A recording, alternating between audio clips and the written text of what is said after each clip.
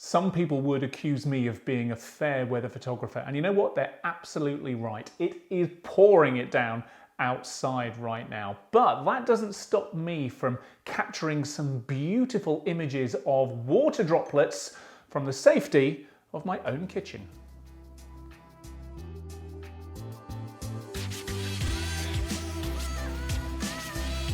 The key to my technique anyway for capturing water droplet images is one of these. This is a sheet of glass. There's nothing particularly special about this. It's from a picture frame in the front room, and I will be putting it back later on.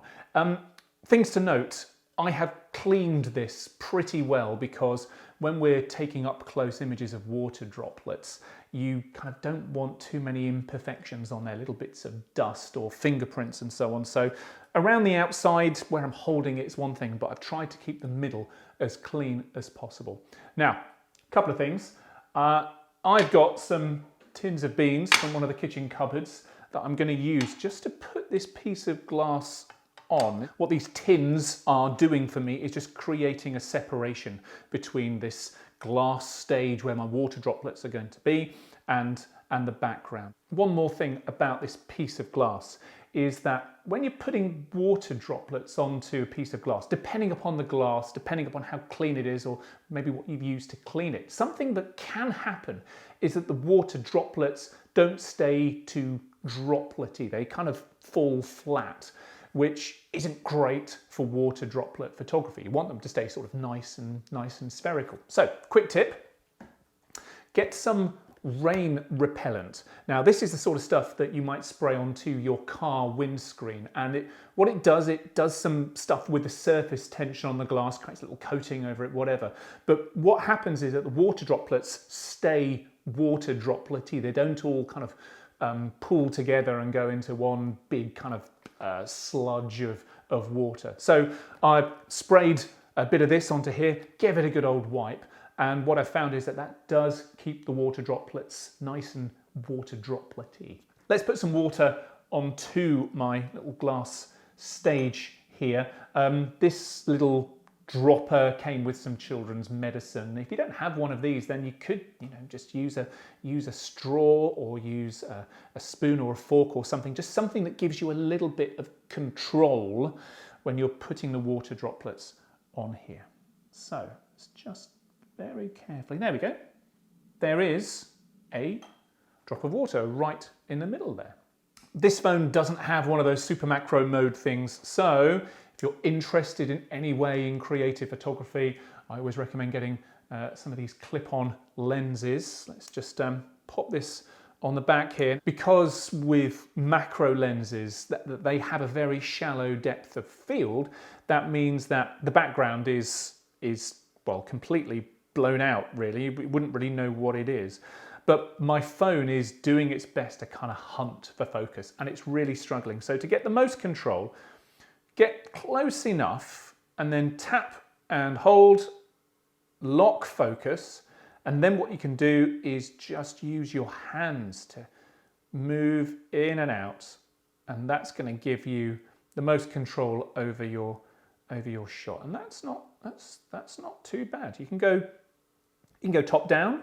Now, with macro photography, one of the things you're doing is you're getting really close into your image, and that can block out available light.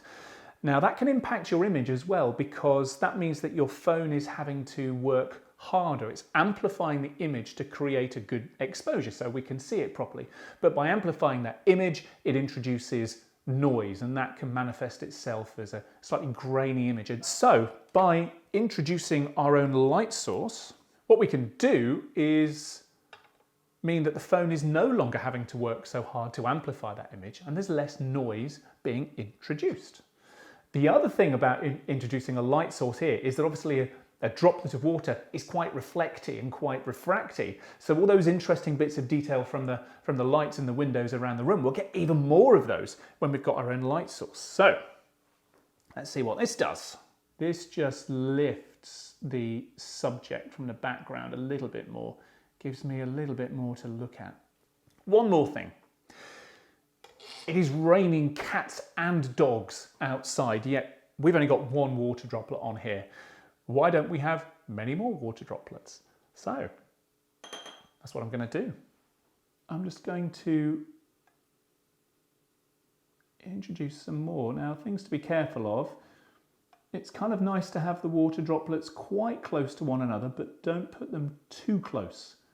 If you put them too close, then you run the risk of water droplets kind of running into one another and creating one mega water droplet, which isn't quite so pleasing, I think. I want to try and have some uniformity. Obviously, rules are there to be broken, so if you think you want to have one big one and many small ones around it, then go for your life. Right. I've got, what, a dozen or so water droplets there. So let's take a look at what they look like. What that gives me now is a lot of fun. Look at this, straight out of the can. There we go. Let's just throw everything at this. I am seeing all kinds of interest here, whether I am top down or whether I'm at an angle. Oh, look at that. Lovely. So many of these shots have got me rather excited, it's fair to say. So let's see if I can pick out some of my favourites. This water droplet image is a simple top down of a single water droplet, but it's come out rather well, I think. The droplet's very much in the centre of the frame. The background, the colourful chopping board background is thrown out of focus, but the detail, the fringes of the water droplet are nice and sharp, and we can see some really beautiful reflections of the lights that were in the room. Maybe it could be a little bit sharper, but that is one of the challenges always with macro photography. But overall, I'm really happy with how this one came out.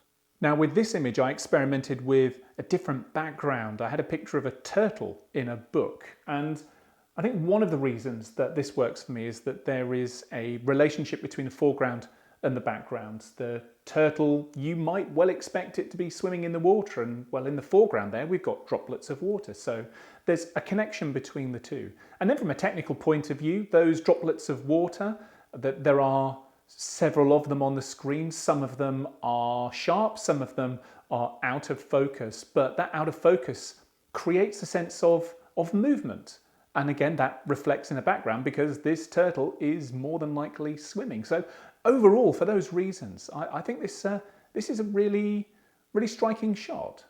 When I found this on my camera roll, I just couldn't swipe away. It does something that none of the other water droplet images did for me, and it creates characters and relationships out of these water droplets.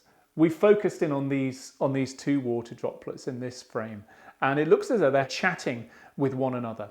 And there's a couple of accidental spills, one right in the middle in between them, and then another one just above the water droplet on the left. And they almost look like a speech bubble or a thought bubble that you might see in a cartoon, and that augments this sense of storytelling with this image.